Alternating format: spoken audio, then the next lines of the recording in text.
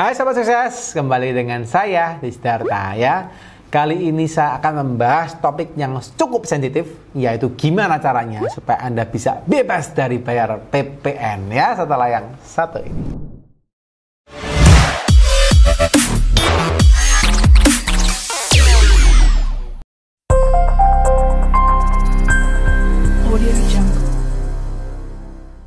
Oke guys, buat teman-teman yang nonton ya, hari ini topiknya rada gimana gitu ya, tapi anyway saya hari ini nggak ajarin kalian tuh nggak bayar PPN ya, jadi teman-teman jangan salah sangka ya.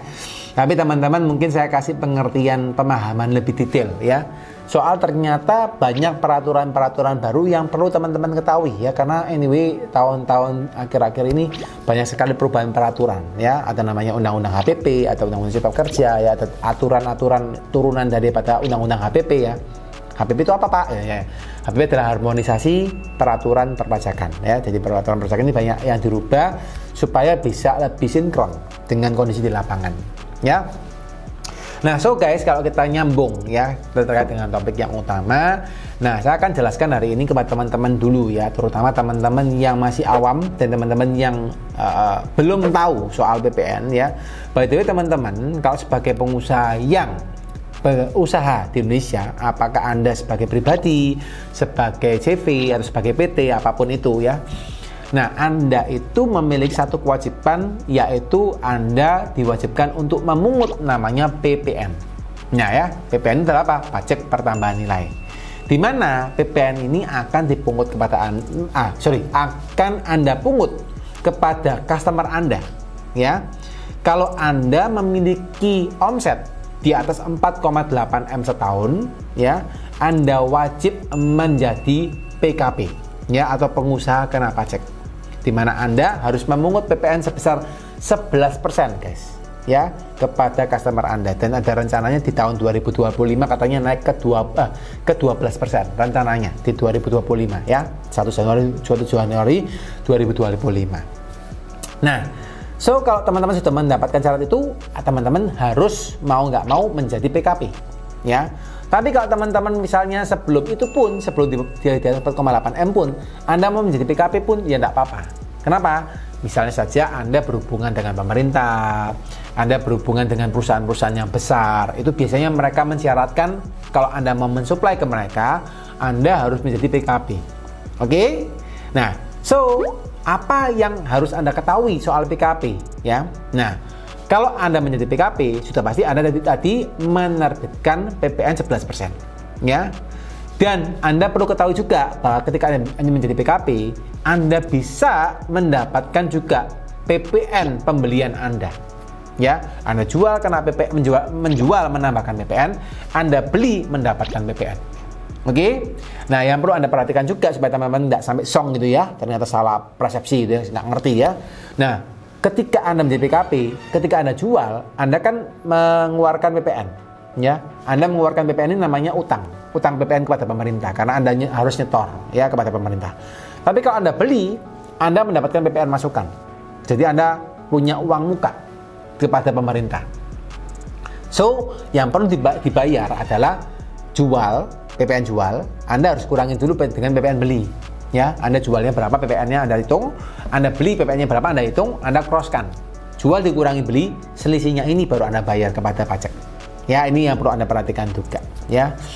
Nah, setelah itu kalau terkait dengan konten ya, Pak, gimana caranya supaya saya nggak bayar PPN? Nah, ternyata guys, ini sekarang ada banyak peraturan yang terkait dengan fasilitas PPN yang terbaru yang perlu teman-teman perhatikan, karena ada perubahan-perubahan ya. Nah, saya akan informasikan kepada teman-teman, ternyata ada beberapa produk ya, atau beberapa barang atau jasa, karena PPN ini dikenakan atas dua hal ya. Di barang dikenakan, di jasa juga dikenakan. Jadi kalau memang misalnya jual jasa, itu juga kena PPN guys ya. Jual barang pun juga kena PPN ya. Nah, sekarang barang-barang apa saja yang kalau teman-teman jual itu kena PPN ya. Yang pertama guys, ini yang jual yang nggak dikenakan PPN maksudnya. Saya salah sebut nih ya. Saya sebut. Jadi yang Anda jual tidak dikenakan PPN. Oke? Yang pertama itu terkait dengan barang kebutuhan pokok yang dibutuhkan oleh orang banyak.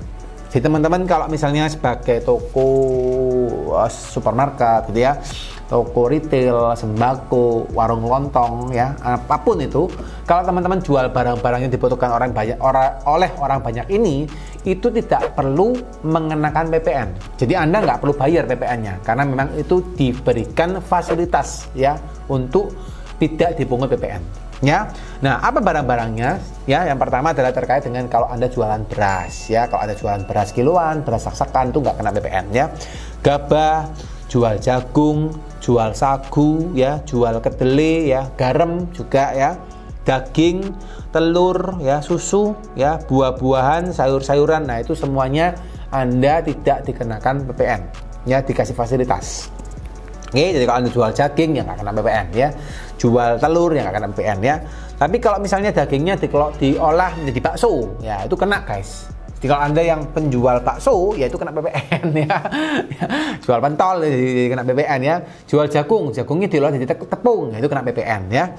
Terus misalnya Anda jual garam, terus garamnya jadi obat, ya itu sudah PPN. Jadi nggak bisa, jadi tetap harus jadi PPN. Ya, kalau sudah diolah jadi kena PPN. Tapi kalau belum diolah nggak kena PPN. Ya itu.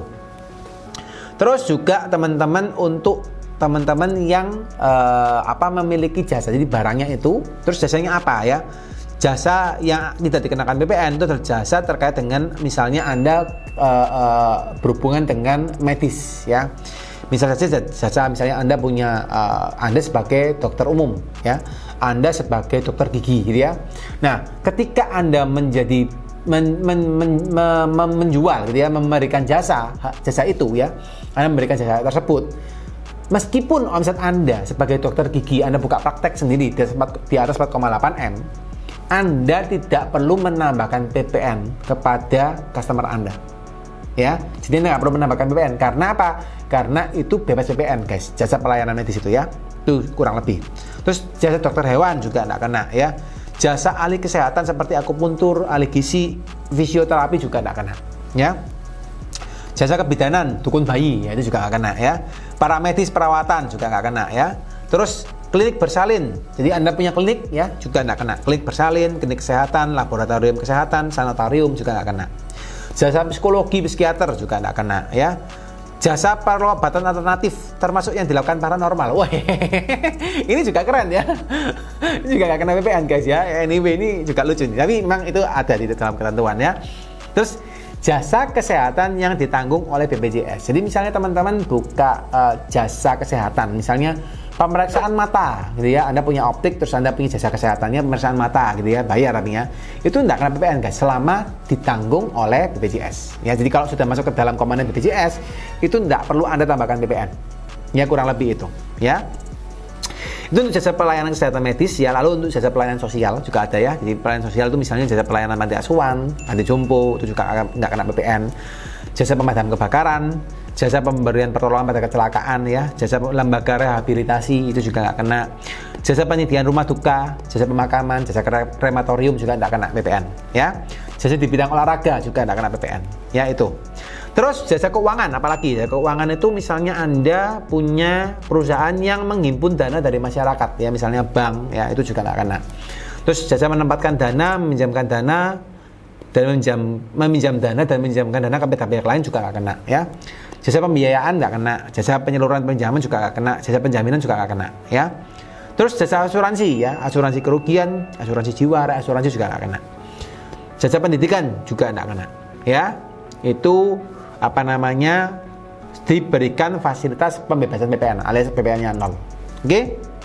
Nah, tapi ada juga beberapa bidang yang dia itu kelihatannya nggak kena PPN. Ya, ini teman-teman perlu tahu ya. Dia nggak kena PPN kelihatannya, tapi dia itu kena namanya pajak daerah atau bahasa kerennya PP1 gitu ya, kerennya ya. Itu kena tarifnya mirip-mirip ya. Jadi dia nggak kena PPN secara negara, tapi dia kena PP1 guys ya. Apa itu aja? Apa itu jasanya? Apa itu bidang usahanya? Jadi biar teman-teman tahu ya. Adalah beberapa hal guys ya. Yang pertama adalah makanan dan minuman yang disajikan oleh hotel dan restoran. Itu memang nggak kena PPN ya. Tapi dia bisa kena PP1 ya, itu kena PP1. Nah, yang berikutnya adalah uang emas batangan, ya. Uang emas batangan untuk kepentingan devisa negara. Ini benar-benar nggak kena PPN. Kalau yang ini, ya benar-benar nggak kena PPN. Terus jasa kesenian hiburan, yaitu juga nggak kena PPN, tapi kena PP1. Perhotelan juga sama, ya. Tempat parkir juga sama. Boga dan catering. Jadi kalau Anda yang punya catering juga nggak kena PPN, tapi kena PP1. Jadi harus setornya ke daerah, ya. Dan macam-macam. Kurang lebih itu yang perlu kalian tahu, ya. Nah, so guys, kalau Anda misalnya mendapati kondisi berusaha di bidang-bidang, nanti Anda cekin, apakah saya masuk klausul ini enggak ya? Oh, masuk, ya udah, Anda nggak perlu bayar, ya. Tapi kalau Anda masuknya tadi yang masuk PP1, maka Anda harus perhatikan, Anda nggak bayar ke negara, tapi Anda harus bayar ke pemerintah, guys. Ya, ini penting. Ya, dan ini kalau Anda sampai lupa, ya, bisa nggak tahu, satu, Anda bisa jadi kelebihan bayar karena nggak ngerti aturannya, ya. Dan kedua, Anda bisa jadi nggak bayar, karena dipikir nggak perlu bayar, ternyata Anda perlu bayar ke pemerintah daerah, ya, dan akhirnya bisa kena denda pajak juga, ya. Nah, ini semoga teman-teman bisa paham, ya, bisa mengerti dengan konten terkait dengan BPN ini, ya. Kurang lebih itu, guys. Semoga konten ini bermanfaat dan bisa memberikan gambaran lebih jelas kepada Anda terkait dengan BPN dan sekitarnya. Dan bagi teman-teman yang happy dengan video ini, silahkan di like, ya, silahkan di share juga ke teman-teman yang lain supaya lebih melek soal BPN, ya. Dan bagi teman-teman yang pengen bertanya, silahkan tanya di kolom komen. Oke? Sekian buat teman-teman. Satu lagi yang belum subscribe, ya, silahkan di subscribe biar bisa ketemu terus dengan saya, ya. Oke, guys. Sekian buat video ini. Semoga teman-teman selalu sehat, selalu diberkati, dan selalu happy, ya. Bye-bye.